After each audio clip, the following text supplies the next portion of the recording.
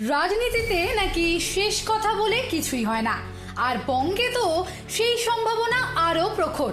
তৃণমূল ছেড়ে নতুন দল এনসিপিআইতে যাওয়া, তারপর এনডিএর সঙ্গে নৈকট্য বাড়ানো, রাজনীতিতে কম ঝড় ওঠেনি। কিন্তু সেই ঝড়ের জল যে এত দ্রুত উল্টো দিকে বইতে শুরু করবে তা হয়তো অনেকেই ভাবতে পারেননি। তৃণমূল ছেড়ে এনসিপিআইতে যাওয়া বেশ কয়েকজন সাংসদ নাকি এখন আর সেই দলে মনই বসাতে পারছেন না। সূত্রের খবর, বিশেষ করে মুর্শিদাবাদ ও জঙ্গিপুর এলাকার বিক্ষুব্ধ সাংসদরা যেমন আবু তাহের খান, খলিলুর রহমান এবং ইউসুফ পাঠান ফের তৃণমূলে ফিরতে মরিয়া। কিন্তু হঠাৎ কেন এই মোহভঙ্গ? রাজনৈতিক বিশ্লেষকদের মতে আসল অঙ্কটা লুকিয়ে আছে নিজেদের কেন্দ্র এবং ভোটারদের মধ্যে। যেসব সাংসদরা মূলত সংখ্যালঘু অধ্যুষিত এলাকা থেকে জিতে এসেছিলেন, এনডিএ বা বিজেপির ছাতার তলায় গিয়ে তাদের এলাকায় মুখ দেখানো কঠিন হয়ে পড়ছে।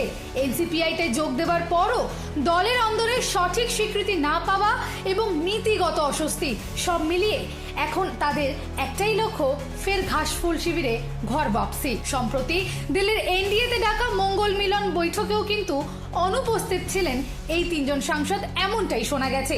আর তারপর থেকেই জল্পনা আরও তুঙ্গে। এই বিষয়ে তৃণমূল সাংসদ সৌগত রায় সংবাদ মাধ্যমের কাছে বিষয়টি নিয়েও বেশ স্পষ্ট ইঙ্গিত দিয়েছেন।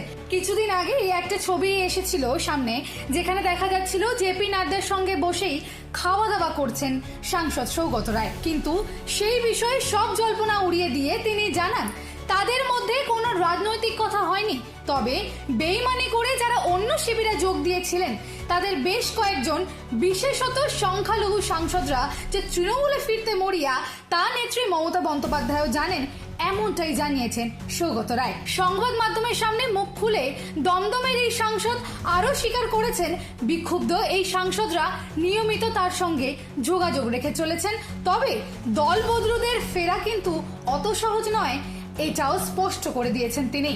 তৃণমূল সূত্রে এও খবর, স্পিকার ওম বিড়লার কাছে যে 20 জন সাংসদের বিরুদ্ধে দলত্যাগ বিরোধী আইনে সদস্যপদ খারিজের আবেদন করা হয়েছিল, দল আগে তা প্রত্যাহার করতে পারে, তারপর তাদের বহিষ্কার করা হতে পারে, যাতে তারা স্বাধীন বা নির্দল হিসেবে অবস্থানই না করতে পারেন। সৌগত রায় নিজেও স্পষ্ট ইঙ্গিত দিয়েছেন, ফেরা নিয়ে চূড়ান্ত সিদ্ধান্ত নেবেন একমাত্র দলের শীর্ষ নেতৃত্ব, অর্থাৎ মমতা বন্দ্যোপাধ্যায় নিজেই। সোজা কথায়, দল ছেড়ে অন্য শিবিরে গিয়েও শান্তি মেলেনি। এখন দেখার, কালীঘাট কি ফের তাদের জন্য দরজা খোলে, নাকি এই সাংসদের ভবিষ্যৎ ঝুলেই থাকে। আমাদের নজর থাকবে সেদিকে, আপনারাও নজর রাখুন। এই বিষয়ে আরও আপডেট পেতে অবশ্যই চোখ রাখুন হেডলাইন্স কলকাতার পর্দায়। দিশা দাসের রিপোর্ট, হেডলাইন্স কলকাতা। কোষ্ঠকাঠিন্য বা কনস্টিপেশন এটা আলোচনা করার আগে প্রথমেই একটা মজার গল্প বলি। আমাদের ওপিডিতে বা আমাদের আইপিডিতে যে সমস্ত বয়স্ক মা বাবারা আসছেন, যারা বলছেন বারবার যে আমার কোষ্ঠকাঠিন্য রয়েছে 2 বছর ধরে, 3 বছর ধরে রেগুলার আমার পটি ক্লিয়ার হচ্ছে না, তাদের ক্ষেত্রে আমরা যদি দেখি সব রকম স্ক্রিনিং করে যে আমার 70% বাবা মায়ের কিন্তু আমরা রিয়েল যেটা আসল যেটা কোষ্ঠকাঠিন্য সেটা পাই না। এই যে মানুষ ভাবছেন যে আমার কোষ্ঠকাঠিন্য আছে, এটাই হচ্ছে সব থেকে একটা বড় সমস্যা।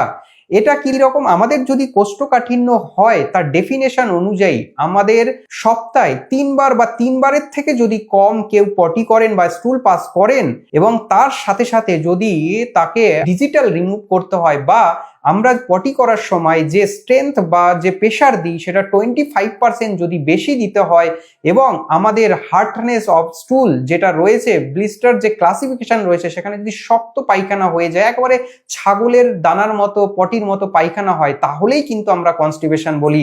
Ma, there's this new Bengali matrimonial website, BABandhan.in.